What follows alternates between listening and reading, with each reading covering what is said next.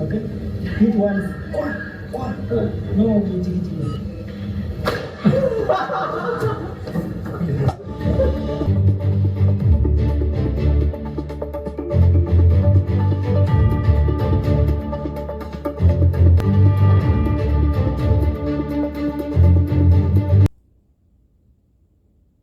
You guys watching this? This is in Kenya.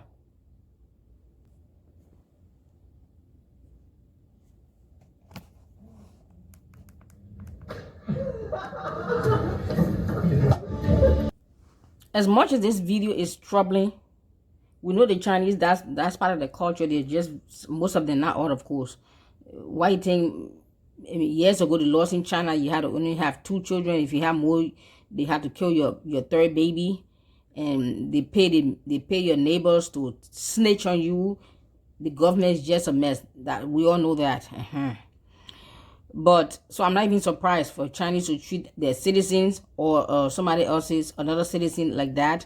Inhumane. It's not an unnatural thing. It's just becoming common. I wish and pray that the true Chinese who are true human beings, true Christians who really love humanity, that they will speak against this kind of evil and wicked behavior and practices without taking offense and being quiet and being silent. Just like me as an African and a Christian living in America, you search all my social media platform over the years, I have exposed the wickedness, the corruption, the diabolical evil plans and agendas by our leaders, whether they're political leaders or spiritual leaders. I expose them, not because I'm an African or a Christian, I have to be quiet.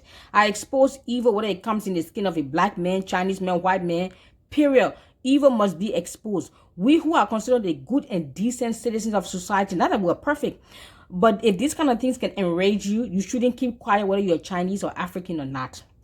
When you see injustices, racism, sexism, any kind of abuse to humanity, and you have a heart, you're supposed to speak up against it, not be quiet because, oh, it's Chinese or it's African or it's white or it's black or less. No, we are human beings. And as citizens of this earth, we're not supposed to sit back and allow this to happen on our watch, on our shift. This is a Chinese man who owns a restaurant in Nairobi, Kenya. That's in Africa. He's in your country. You're working for him as literally a slave and you're being flogged. Is that not the greatest insult to you, our leaders, our brothers and sisters in Africa? Is that not the greatest insult to a human being? Can you see this happening in African man, in Kenya, an African man, in China, or in any European Western nation, having a European or Chinese man working for him and treating him as such? Are there any Chinese? Are there any Africans in Europe, in China, in Japan? Tell me how they treat you there. But what's even more troubling about all of that is the Kenyan brother who's filming this video and he's laughing. To me, that pains my heart even more than what the Chinese man is doing to my brother. The fact that our own brothers and sisters are watching this, filming this, and he's laughing, that he finds this funny. They should all have gang on that Chinese man and flog him, give him a dose of his own medicine. But he's filming it and he's laughing. That one hurts even to me the most than being flogged. That your own brother or sister that's supposed to come to your aid and help you out is actually laughing, finds this insulting. What does that say about our heart towards each other as Africans, as human beings? What does that say about your own heart? You know, I always say this and I will always say that Africa does not have a political, social, or economical problem. Africa has a heart problem. A heart lacking love and respect for herself and humanity.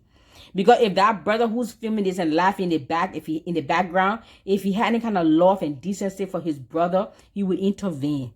Not sit there, watch, laugh, be entertained, and videotape it. Shame on him. Both him and the Chinese man should get the same. Both him and the Chinese man should get the same punishment. The Chinese man will be deported. Great.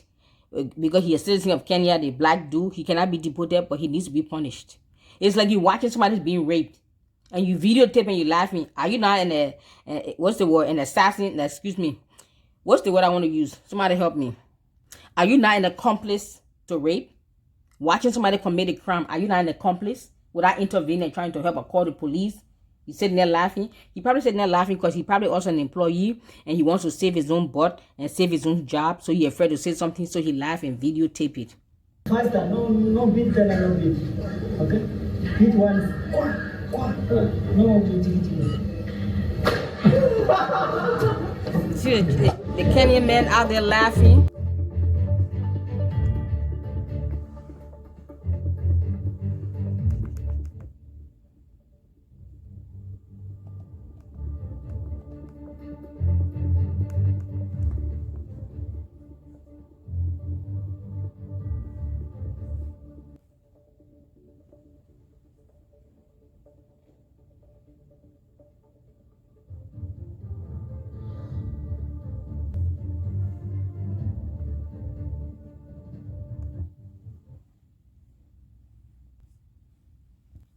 And this is the name of the Chinese restaurant in Kenya, Nairobi, Kenya. I think the Africans, it's time for us to rise up. We are too complacent and we are so easy to forgive. We just forgive. You cannot allow somebody to come to your country and insult you, hire you as a bus boy, a restaurant boy, and then if you did something wrong, he flog you. For him to even do that, that means there's no law in the country. Does that mean that's how other Kenyan treat other Kenyans? Is that how Africans treat Africans, period? It's evident. I'm sure I can find videos of other African employees doing the very same thing, if not worse, to their fellow Africans. This is what happens when we ill treat each other. We shouldn't expect outsiders to treat us any better than how we treat ourselves. We should not expect, like many, even in Black America, in America, the blacks will say, oh, the man did this and the man did that, and racism and sexism and colonialism. And yes, all of those things are bad and are evil. But we cannot expect the white man, the Chinese man, any man to treat us any better if we're not treating ourselves.